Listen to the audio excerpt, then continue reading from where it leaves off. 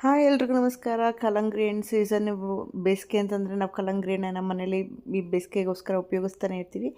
But ಕಲ್ಲಂಗಡಿ ಹಣ್ಣು juice ತುಂಬಾ ಕಾಮನ್. ಆದರೆ ಕಲ್ಲಂಗಡಿ ಹಣ್ಣು ಸಿಪ್ಪೆಯಲ್ಲಿ ಕೂಡ ನಾವು ಹೇಗೆ ಒಂದು ಸ್ವೀಟ್ನ ಮಾಡ್ಬೋದು ಅಂತ ನೋಡೋಣ. ಫಸ್ಟು ಹಣ್ಣನ್ನೆಲ್ಲ ತೆಕ್ಕೋಬೇಕು ಮತ್ತು ಹೊರಗಡೆ ಇರುವಂಥ ಸಿಪ್ಪೆನ ನೀವು ಬರೀ ಹಸಿರು ಭಾಗ ಮಾತ್ರ ತೆಕ್ಕೊಂಡು ಮಧ್ಯದ ಬಿಳಿ ಭಾಗನ ನೀವು ಹಾಗೆ ಇಟ್ಕೋಬೇಕು. ಅದನ್ನು ನೀವು ಬಿಸಾಕಬಾರ್ದು. ಇದರಲ್ಲಿ ನೀವು ಚಟ್ನಿ ಕೂಡ ಮಾಡ್ಕೋಬೋದು. ನಾನಿಲ್ಲಿ ಸ್ವಲ್ಪ ಸಿಂಪಲ್ಲಾಗಿ ನನ್ನ ಮಗ ಸ್ವಲ್ಪನೇ ಇತ್ತು, ಹಲ್ವಾ ಬೇಕು ಅಂತ ಹಠ ಮಾಡ್ದೆ ಅಂತ ನಾನು ಇರೋದ್ರಲ್ಲೇ ಅವ್ನು ಪೂರ್ತಿಗೆ ಸ್ವಲ್ಪನೇ ಮಾಡಿ ಟ್ರೈ ಮಾಡಿದೆ. ತುಂಬಾ ಚೆನ್ನಾಗಿ ಬಂತು.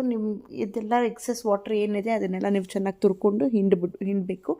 ಹಸಿರುದು ಮತ್ತು ಮೇಲ್ಗಡೆ ತೆಗೊಂಡು ಬರೀ ಬಿಳಿದಿಟ್ಕೊಂಡು ಚೆನ್ನಾಗಿ ತುಂಬಿಕೊಂಡು ಸ್ವಲ್ಪ ತುಪ್ಪದಲ್ಲಿ ದ್ರಾಕ್ಷಿ ಗೋಡಂಬಿ ನೀವು ಹೇಗೆ ಮಾಮೂಲಿ ಹಲ್ವ ಮಾಡ್ತೀವಿ ಅದೇ ಥರ ಬೂದು ಹಲ್ವದಷ್ಟೇ ಕ್ರಿಸ್ಪಿಯಾಗಿ ತುಂಬಾ ಚೆನ್ನಾಗಿ ಬರುತ್ತೆ. ಯಾರಿಗೂ ಕೂಡ ಗೊತ್ತೇ ಆಗಲ್ಲ ನಮಗೆ ಇದು ಕಲ್ಲಂಗಡಿ ಹಣ್ಣು ವಾಟರ್ಮೆಲನ್ ಹಲ್ವ ಅಂತ ಅಂದ್ಬಿಟ್ಟು ತುಂಬಾ ಚೆನ್ನಾಗಿರುತ್ತೆ. ಅದೇ ತುಪ್ಪದಲ್ಲಿ ಅಥವಾ ಬೇಕಂದ್ರೆ ಸ್ವಲ್ಪ ತುಪ್ಪ ಹಾಕ್ಕೊಂಡು ಚೆನ್ನಾಗಿ ಸ್ವಲ್ಪ ಅದು ಸಾಫ್ಟ್ ಮತ್ತು ಕ್ರಂಚಿ ಆಗೋವರೆಗೂ ನೀವು ಚೆನ್ನಾಗಿ ತುರ್ಕೊಂಡಿರೋದನ್ನು ಹುರ್ಕೋಬೇಕಾಗತ್ತೆ. ನೀವು ಚೆನ್ನಾಗಿ ಸ್ವಲ್ಪ ಘಮ ಬರೋವರೆಗೂ ಮತ್ತು ಸ್ವಲ್ಪ ಕಲರ್ ಚೇಂಜ್ ಆಗುತ್ತೆ. ಲೈಟಾಗಿ ಈ ರೀತಿ ನೋಡಿ ಟ್ರಾನ್ಸ್ಲೂಸೆಂಟ್ ಥರ ಕಲರ್ ಚೇಂಜ್ ಆಗುತ್ತೆ.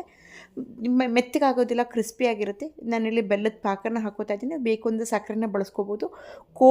ಅನ್ಸ್ವೀಟ್ ಆ್ಯಂಡ್ ಕೋವಾ ಹಾಕ್ಕೊಂಡ್ರೆ ಇನ್ನೂ ತುಂಬಾ ಚೆನ್ನಾಗಿರುತ್ತೆ. ನಾನು ಸ್ವಲ್ಪ ಏಲಕ್ಕಿ ಪುಡಿ ಹಾಕಿ ಬೆಲ್ಲ ಹಾಕಿ ಮಾಡಿದ್ದೀನಿ. ಮಕ್ಕಳಿಗೆ ಸಕ್ಕರೆ ಬೇಡ ಅಂತ ಅಂದ್ಬಿಟ್ಟು, ಬೇಕು ಅಂದರೆ ನೀವು ಸಕ್ಕರೆನ ಶುಗರ್ ನಿಮ್ಮ ಚಾಯ್ಸು. ಕೋವಾ ಹಾಕ್ಕೊಂಡ್ರೆ ಎಕ್ಸ್ಟ್ರಾ ಫ್ಲೇವರ್ಗೆ ತುಂಬಾ ಚೆನ್ನಾಗಿರುತ್ತೆ.